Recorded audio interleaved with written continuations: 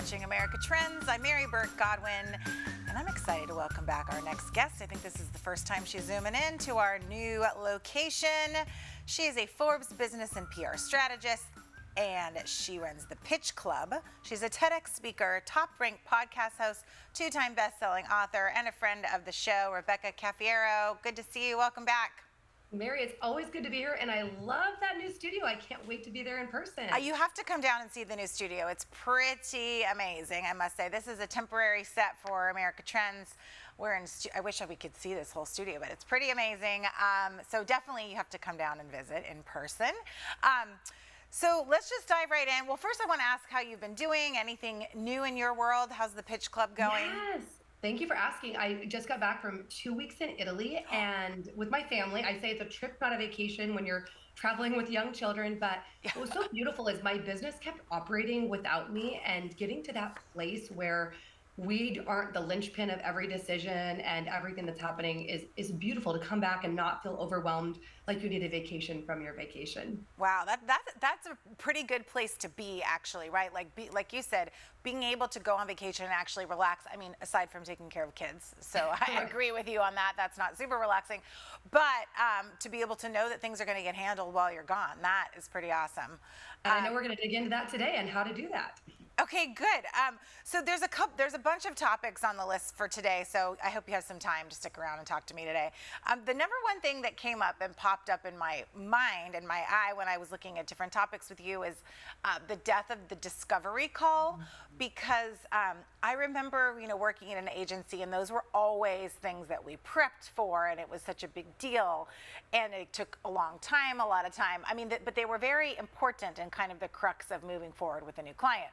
So, what's the new Discovery Call 2.0?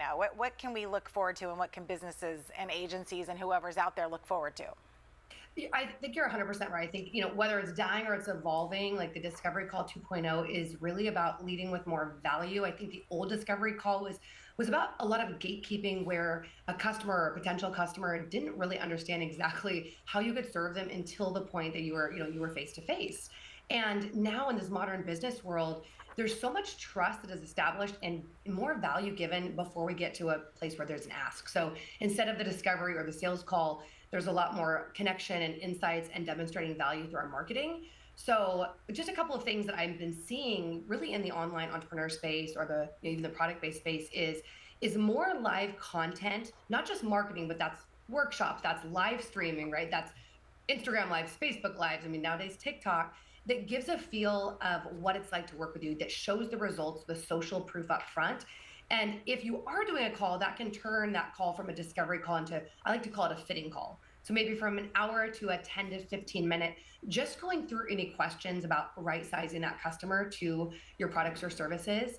I'm seeing workshops, especially with online or digital products, courses, programs, where there might be hot seats or Q&A. And then something that I have been doing in my business and we've been training our clients on is, especially for higher price offers, is doing a Loom video. It's a bit like Zoom, but you record it. Yep. And it goes through, almost think about like a digital sales page, and it describes everything. It goes through Q&A. You can send that over, and then you can follow up with questions, not even always through email. We're seeing a lot of the interaction happening through DMs and voice memos. We're seeing customers purchase, not just 4-figure, but 5 and multiple 5-figure products without even doing a call. Wow. Okay. So in this discovery call, or I love Loom, and I use that as well for little things. Just how to, do something quick on my computer. I'll send it to a coworker or something. But so I like what you're saying. I think if I'm hearing you correctly, that, because people or businesses are out there on social media showcasing what they can do, that a client is already going to be able to see what you can offer just by going to your Instagram page or your website or whatever it may be. And then you supplement that with some of these videos and these workshops, like you were saying. And in my experience, discovery calls are kind of this long sit down where we ask you, what are your strengths? What are your target audiences? So do you still kind of do those initial calls though? Don't you still need to get that information out from people? It really depends upon the product being sold. It depends on the buyer persona, even their age. But we're definitely seeing I would say under 40, the the generation that is much more used to social media is they're deep diving in. I know we're gonna talk about touch points with customer acquisition, but they're deep diving in. They're consuming a lot of content, which now there's so much more content out there that's less curated and more authentic, more organic, whether that's again podcasts, whether that's video interviews.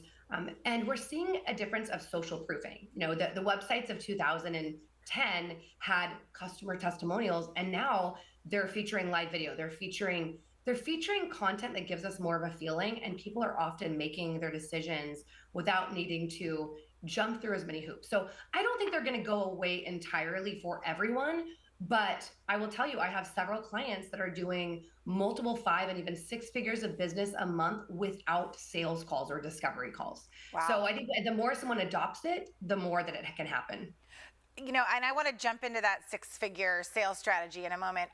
First, I also want to go back to ask, are you experiencing clients being more savvy now that social media has been around? It's here to stay. Video, a lot of the talking points that I learned, in the beginning of social media marketing, I would say I got in kind of early, and I feel like though people are a little bit more savvy now, so there's not as much explaining time, as 100%. to having to sell why we need to be on social. Are you experiencing that? I think everyone knows that they need to be on social. Now, I've got lots of feelings about social strategies, but at least having some type of social presence is very important. And it's no longer that they have these like perfectly curated feeds, right, that are all stock photos or professional photos. I mean, really, people are looking for shorter form content. And I'm not just talking about trying to go viral, but having content that really shows, especially for solopreneurs or small business owners, that shows who the person is behind the business, the human being breathing life into it, because we want to do business with people. And in this modern day of entrepreneurship, I think we're seeing, even with big companies, consumers want a much more personalized feel. And that's where that social, that user generated content, the videos that create social proof from existing clients, they allow a potential customer to move much faster through the buying process with actually much less interaction with the person that they're going to be purchasing from. Right. So let's dive into the 6-figure sales strategy that you have, and how do you position that, and how does it work? Well, first, I want to say most of us want to get to a 7-figure, and I have a 7-figure business, but most of my clients are like, I want to get to 7, but you can't skip building to 6 figures first. So having that sales strategy is not about magic. It's not about, a quick win. I think there's a lot of product and marketing out there that is a disservice, because it's like, oh, if you do this one thing, like run a webinar, it's going to be an instant success. And listen, like anything in business, it takes adaptation, it takes tweaking, but building a 6-figure strategy is about consistency. It's about service. It's about understanding scalability, and all of that, regardless of where you're at, it starts with understanding like, who do you serve and how do you serve them, right? What is your unique differentiator?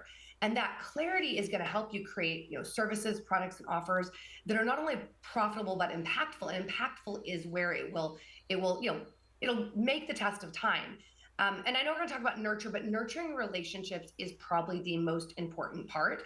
I have seen a lot of I call it one-hit wonders. It's like the old Krista Berg Lady in Red song of these entrepreneurs that are really focusing on trends, and they're a flash in the pan, but they don't build something that can last, past a trend. And so understanding that nurturing relationships is so important. And that's not just online, that's offline. I still believe your network is your net worth. And often the strategies that really create 6 figures are not about these new trends. They're really about kind of sticking to the basics. So I've got a few tips to share. I was going to say, can you give us some examples of that nurturing? Absolutely. And part of that is developing a sales system. And I know that most of us go into business because we have, either a product or a service that we love. We don't go into business because we're a professional salesperson or we're a professional marketer. So we learn to do those things. But it's really important that sales strategy or building out a holistic sales system is not an afterthought. So one is, I always recommend, especially if you're in I'd say the intellectual property space, and you're selling, you're selling something that isn't a physical product, right? Like a can of something. So you want to make sure that you have a high ticket offer is really important, because it's not about selling, 1,000 widgets or 10,000 widgets at $10 each. I have a lot of clients that hit 6 figures with 10 or 20 sales during the year. So if you have a product, an ascension product that brings in substantial revenue, again, it's not about having a million things you're doing. It's about having the right ones that have high value and high return. High value, right. That's going to be the biggest key, because people are really specific, or, particular about where they're spending their money. And they're willing to spend something on a high ticket item if it has a lot of value for them. And then you wrap it all into one place. We've got to take a quick break, Rebecca. Will you stick around for more? Because I want to hear all these tips you have, but we're going to take a quick commercial. Speaking with Rebecca Cafiero of the Pitch Club. You can find her at RebeccaCafiero.com or at Rebecca Cafiero on Instagram. You can find us at America Trends TV, and we'll be right back after this quick break.